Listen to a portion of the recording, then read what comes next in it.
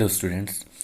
आपका जो BSc first year zoology का जो पार्ट है उसमें जो पेपर फर्स्ट आपका आता है वो आता है life and diversity of animals.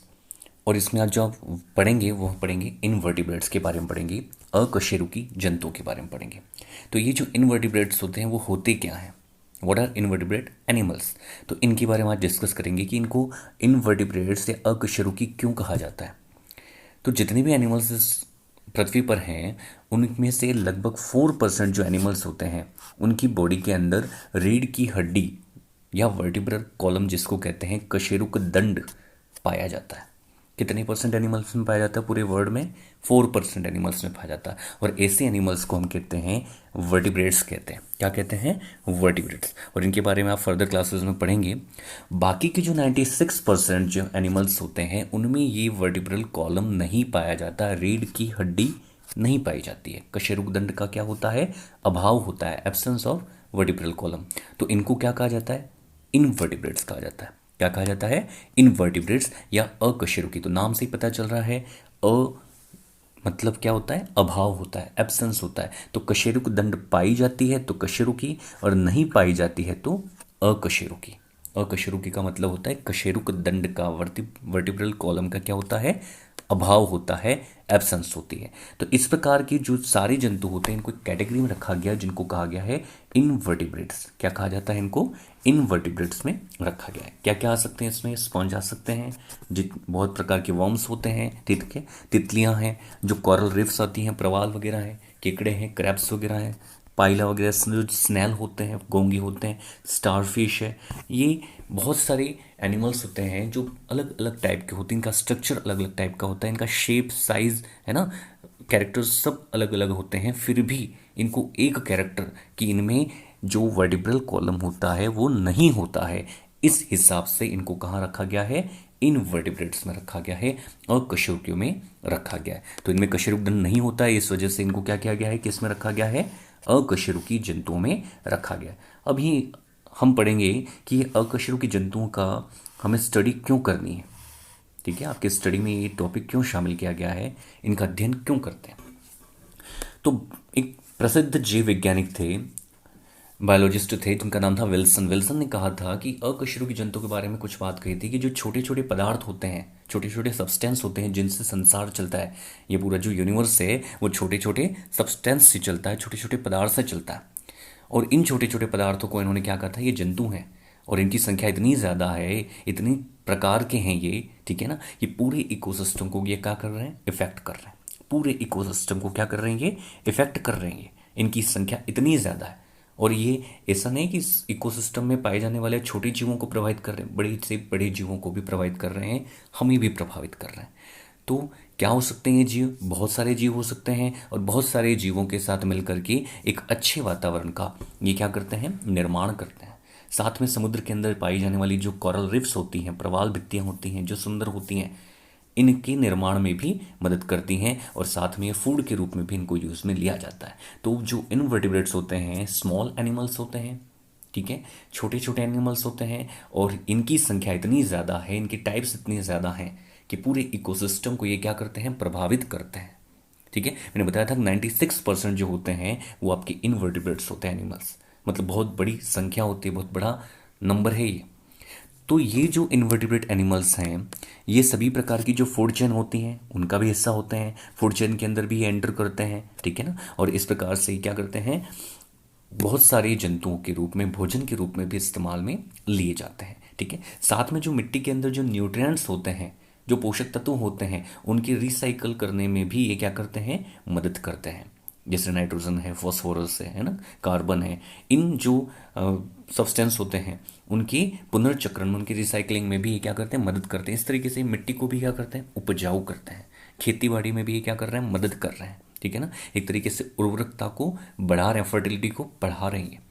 और अधिकतर ये जो फूड चेन्स होती हैं, है ना, ये किस पर डिपेंड होती हैं? इन्हीं अकशेरुकी जातियों पर, इन्हीं स्पीशीज पर डिपेंड करती हैं। साथ में ये पॉलिनेशन में भी इंपॉर्टेंट होते हैं, परागण की क्रिया, ठीक है ना, बीजों को एक जगह से दूसरी जगह पर ले जाना, डिस्ट्रीब्यूशन करना उनका, उसमें भी इंपॉर्टेंट रोल प्ले करते हैं। हम कह सकते हैं कि ये जो इनवर्टिब्रेट हैं उनके बिना हम पृथ्वी पर जीवन की कल्पना कर ही नहीं सकते। यानी पृथ्वी पर जीवन के हर रूप में ये विद्यमान होते हैं, चाहे हम देख लें पानी के अंदर, ठीक है ना, मैराइन वाटर में भी देख सकते हैं हम, उसके अलावा हम जमीन पर भी देख सकते हैं और जल में भी देख सकते हैं और वायु में भी देख सकते हैं। कई प्रकार के इनवर्टिब्रेट एनिमल्स पाए जाते हैं।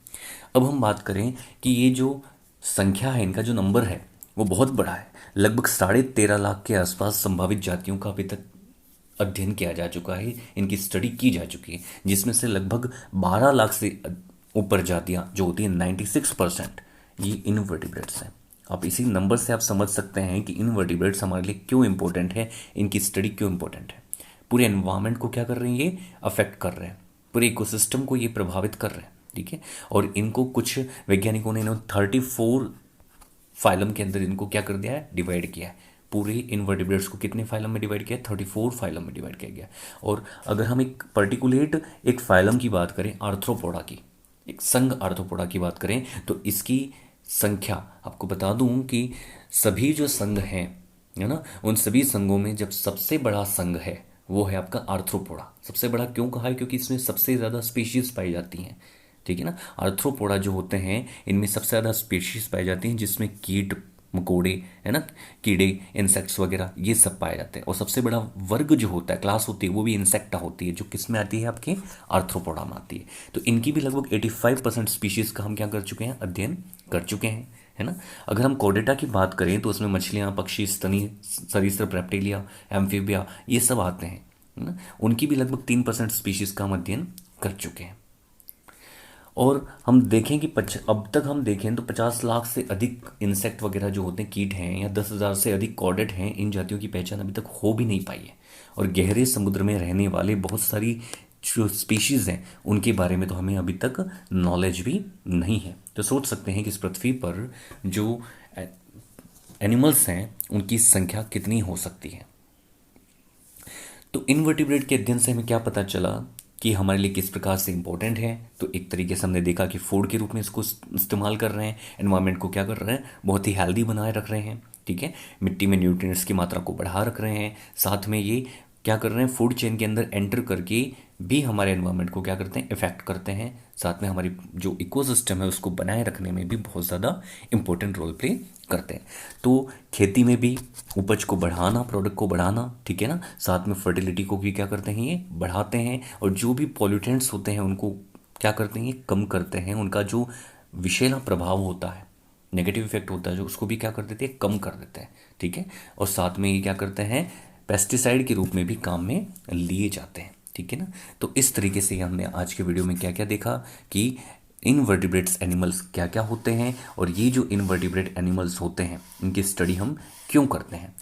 इसके आगे हम देखेंगे कि ये जो इनवर्टिब्रेट एनिमल्स हैं इनमें आपने दो वर्ड सुने होंगे, एक होता है आपके कॉर्डेट और एक होता है नॉन कॉर्डेट। तो इनमें अंतर क्या है। एक आपने ये भी देखा होगा, बहुत सारे लोग क्या करते हैं कि जो कॉर्डेटा होता है उसी कॉर्डेटा को क्या कह देते हैं, वो कशेरुकी कह देते हैं, वर्टिब्रेट्स कह देते हैं, है ना। और जो नॉन कॉर्डेटा होते हैं उन नॉन कॉर्डेटा को क्या कह लेते हैं, वो इनवर्टिब्रेट कह देते हैं, कि दोनों सेम है। ऐसा नहीं होता है, ठीक है। कॉर्डेटा और कशेरुकी दोनों में भी अंतर है, और अकशेरुकी, ठीक है, और जिसको इनवर्टिब्रेट भी कहते हैं, और नॉन कॉर्डेटा में भी क्या है, अंतर है, ठीक है। तो जो नोटोकॉर्ड होती है, जो पृष्ठरज्जु होती है, ये पृष्ठरज्जु नोटोकॉर्ड किसी किसी जीव में पाई जाती है। अगर ये नोटोकॉर्ड पाई जाए तो उनको क्या कहेंगे, कॉर्डेटा, या हिंदी में इसको कहते हैं रज्जुकी। क्या कहेंगे इसको, रज्जुकी कहेंगे हिंदी में, ठीक है ना। तो जिनमें नोटोकॉर्ड पाई जाती है उनको कहते हैं रज्जुकी। और वो नोटोकॉर्ड अगर डेवलप हो जाए और क्या बना दे, आपका वर्टिब्रल कॉलम बना दे, तो उसको कशेरुक दंड बनाते, तो उसको कहते हैं कशेरुकी, ठीक है ना। क्या कहते हैं, कशेरुकी कहते हैं।